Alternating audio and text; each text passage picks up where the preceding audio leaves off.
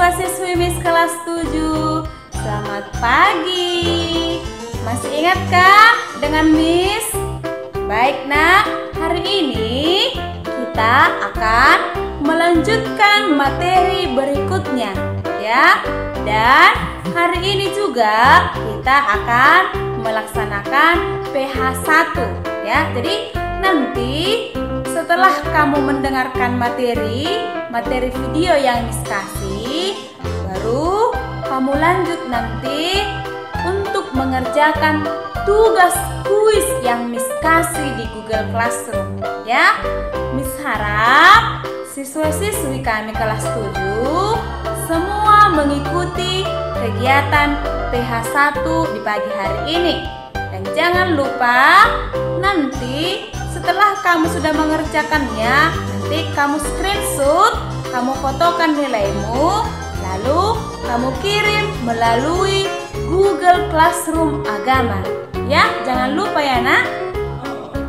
Baiklah anak-anak Miss, sebelum kita mendengarkan Injil pada pagi hari ini, terlebih dahulu kita mendengarkan lagu yang sepenggal ini.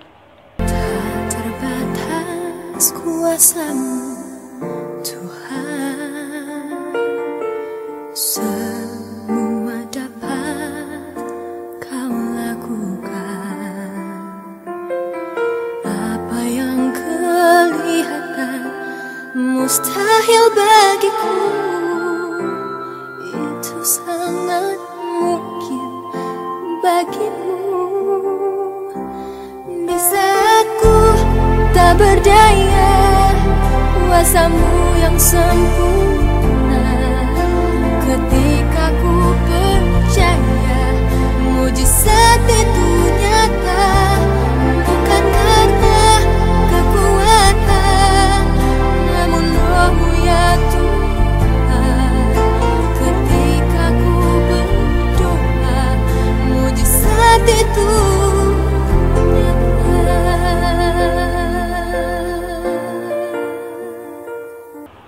Anak-anak Miss yang terkasih, kamu bisa ambil dulu kitab suci nak ya. Injil yang menyapa kita pada pagi hari ini diambil dari Matius 17 ayat 14 sampai 20. Begini bunyinya. Ketika Yesus dan murid-muridnya kembali kepada orang banyak itu, datanglah seorang mendapatkan Yesus dan menyembah. Katanya, "Tuhan, kasihanilah anakku. Ia sakit ayan dan sangat menderita. Ia sering jatuh ke dalam api dan juga sering ke dalam air. Aku sudah membawanya kepada murid-murid-Mu, tetapi mereka tidak dapat menyembuhkannya." Maka kata Yesus, "Hai kamu angkatan yang tidak percaya dan yang sesat, berapa lama lagi aku harus tinggal di antara kamu? Berapa lama lagi aku harus sabar terhadap kamu? Bawalah anak itu kemari." Dengan keras Yesus menegur dia, lalu keluarlah setan itu dan padanya, dan anak itu pun sembuh seketika itu juga. Kemudian murid-murid Yesus datang, dan ketika mereka sendirian dengan dia, bertanyalah mereka, "Mengapa kami tidak dapat mengusir setan itu?" Ia berkata kepada mereka, "Karena kamu kurang percaya.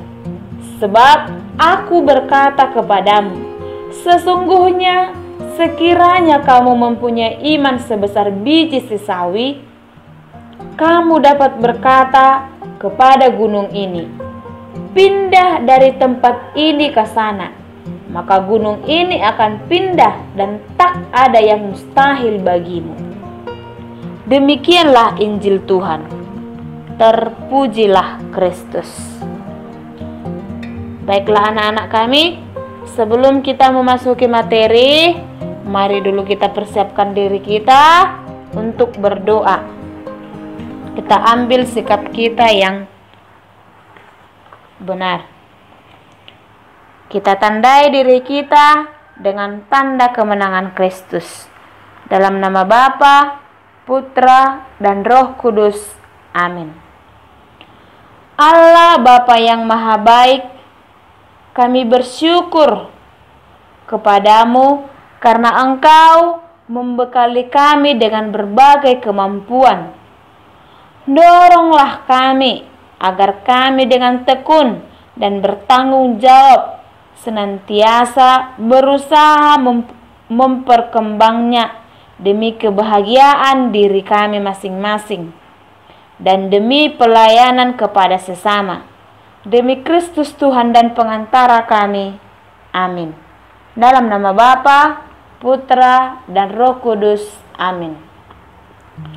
Baiklah anak-anak Miss, hari ini kita lanjutkan materi kita ke berikutnya. Sekarang kamu buka dulu bukumu nak, buku paket agamamu, ya. Materi kita pada pagi hari ini adalah aku memiliki kemampuan. Materi kita ini merupakan bagian ketiga dari materi bab pertama. Kata kunci dari materi kita hari ini adalah kemampuan. Mari kita fokuskan diri kita pada kata kemampuan. Setiap orang memiliki kemampuan dalam dirinya. Miss memiliki kemampuan dalam diri Miss. Anak-anak Miss juga tentunya memiliki kemampuan dalam dirimu. Hanya saja yang menjadi pertanyaan sekarang adalah, apakah semua orang mengenali kemampuan dalam dirinya?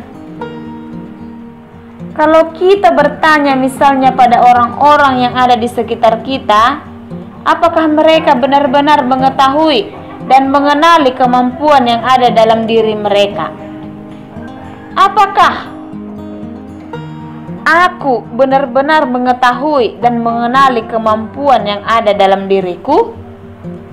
Apakah kamu juga benar-benar mengetahui dan mengenali kemampuan yang ada dalam dirimu? Salah satu tujuan pembelajaran kita dalam materi ini adalah siswa mengenali kemampuan yang ada di dalam dirimu, sehingga dengan demikian kamu akan lebih mudah mengembangkannya, menggunakannya, dan peluang akan semakin terbuka untuk dirimu. Karena itu, mari ikuti terus pembelajaran kita pada pagi hari ini. Baiklah anak-anak, Miss akan mengawali materi kita pada pagi hari ini dengan sebuah cerita, sebuah kisah yang menginspirasi anak-anak Miss sekalian. Dalam cerita ini ada seorang anak yang hidup bersama dengan ibunya, sementara ayahnya sudah meninggal. Ibu ini berada dalam keadaan sakit dan kondisi dia semakin lama semakin memburuk. Kemudian ibu itu memanggil anak satu-satunya itu dan berkata kepadanya, "Anakku, ibu tidak memiliki apa-apapun untuk diwariskan kepadamu. Satu-satunya yang ibu miliki adalah mangkok tua yang usang ini. Dan ini pun ibu terima dari nenekmu, dan nenekmu menerimanya dari ibunya.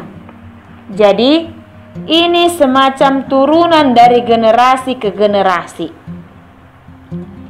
Beberapa hari kemudian, ibu itu meninggal dan hiduplah anak itu sebatang kara. Apa yang terjadi? Bahwa anak itu menggunakan mangkok tua dan kusam itu pada saat tidur. Itulah sebagai bantalnya. Dan pada saat dia makan, itulah sebagai wadah atau piring tempat dia makan. Dan ketika dia mengemis, itulah dia pakai sebagai tempat derma orang lain terhadap dirinya. Pada suatu kesempatan, dia datang kepada seorang bapak yang menjual makanan dan meminta sedikit makanan dari bapak itu. Anak itu berkata, "Bapak, berikanlah saya sedikit makanan karena saya sudah sangat lapar." Dan bapak itu memandang dia dan juga memandang mangkok tua dan usang yang ada di tangannya. Lalu bapak itu berkata kepada si anak itu, "Nak, mengapa kamu mengemis? Kamu kaya loh, kamu memiliki bekal untuk hidupmu. Bahkan kamu juga memiliki harta yang begitu banyak untuk keturunanmu." Anak itu bingung karena tidak mengerti apa yang dikatakan oleh bapak itu. Tetapi bapak itu kemudian berkata kepada si anak itu, "Berikan mangkok yang ada di tanganmu itu." Lalu setelah itu bapak itu membersihkan mangkok itu sampai nampak keasliannya. Dan ternyata itu adalah mangkok emas. Jadi yang digenggam, yang dibawa-bawa oleh anak itu selama ini adalah mangkok emas yang tidak diketahui dan tidak dia kenali. Dia tidak menyadari bahwa apa yang dia bawa selama ini ialah sesuatu yang sangat berharga. Miss melihat kemampuan itu seperti mangkok itu juga. Setiap orang mempunyai dalam tanda petik mangkok, yakni kemampuan yang ada dalam dirinya, tapi seringkali orang tidak mengenali dan tidak menyadari apa kemampuan yang dimilikinya. Nah, karena itu salah satu cara untuk mengetahui kemampuan yang kita miliki adalah terbuka terhadap orang lain. Sama seperti cerita yang Miss katakan tadi, ya, yaitu dia tidak menyadari bahwa mangkok itu yang dia pegang-pegang, yang dia bawa-bawa itu adalah sebuah yang berharga yang tidak disadari, tapi orang lain bisa melihatnya. Kemampuan yang ada dalam diri kita barangkali tidak kita sadari, tidak kita kenali, tetapi orang lain bisa melihat dan mengenalinya. Karena itu, salah satu cara bagi kita untuk mengenali kemampuan kita adalah terbuka terhadap orang lain. Cara lain adalah kita mencoba untuk menggali kemampuan kita sendiri secara mandiri. Jadi anak-anak Miss, ada dua cara, ya. Cara yang pertama, kita terbuka terhadap orang lain. Cara yang kedua adalah kita menggali sendiri kemampuan kita secara mandiri. Nah, anak-anak Miss, setelah kita menemukan dan mengenali kemampuan yang kita miliki, kita berusaha untuk mengembangkan kemampuan itu.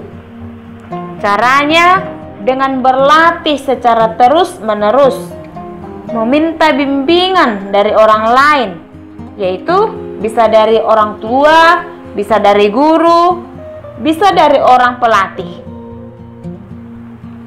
Tetapi yang terpenting adalah memohon bimbingan dan kekuatan dari Tuhan. Dalam materi ini kita bertemu dengan satu kutipan kitab suci. Bisa kamu lihat di buku paketmu, nak, yaitu kitab sucinya, ya, yang berisi kitab sucinya kamu lihat di buku paketmu, diambil dari Matius 25 ayat 14 sampai 30. pada teks itu diceritakan bahwa ada seorang tuan yang hendak bepergian ke luar negeri. Sebelum berangkat, dia memanggil 3 orang hambanya. Kepada hamba yang pertama diberikannya 5 talenta. Kepada hamba yang kedua diberikannya 2 talenta. Dan kepada hamba yang ketiga diberikannya 1 talenta, sesuai dengan kemampuan mereka masing-masing. Kemudian tuan itu berangkat. Kita dengarkan cerita ketiga hamba ini, ya. Hamba yang pertama segera pergi dari tempat itu, lalu menjalankan uangnya dan akhirnya beroleh laba 5 talenta. Hamba yang kedua juga melakukan hal yang sama. Jadi ada kata, yaitu tanda petik segera pergi. Segera pergi artinya hamba pertama dan hamba kedua tidak menunda-nunda untuk menjalankan dan mengembangkan talenta yang diberikan oleh tuannya kepadanya. Dia segera pergi untuk menjalankan uang itu. Nah, kemudian hamba yang ketiga, dia pergi menggali lubang dan mengubur talenta yang diberikan oleh tuannya kepadanya. Nah, anak-anak kami, dari sini bisa kita pelajari salah satu hal, bahwa matinya suatu kemampuan seringkali bukan karena disebabkan oleh orang lain, tetapi disebabkan oleh orang yang memiliki kemampuan itu sendiri. Dia mematikan kemampuan dia sendiri dengan cara mengubur kemampuan yang dia miliki. Nah, anak-anak Miss, kita bertanggung jawab untuk mengembangkan kemampuan yang diberikan Tuhan kepada kita. Setiap orang bertanggung jawab untuk mengembangkan kemampuan yang diberikan Tuhan kepadanya. Jadi kesimpulannya, anak-anak Miss ulangi, yaitu dalam judul kita ini, aku memiliki kemampuan ini, ya. Kesimpulannya di sini, kita bertanggung jawab untuk mengembangkan kemampuan yang diberikan Tuhan kepada kita. Setiap orang bertanggung jawab untuk mengembangkan kemampuan yang diberikan Tuhan kepadanya. Baiklah anak-anak Miss, akhirnya selesai sudah materi kita di pagi hari ini. Minggu depan kita lanjutkan kembali, ya. Tetap semangat dalam melaksanakan proses pembelajaran.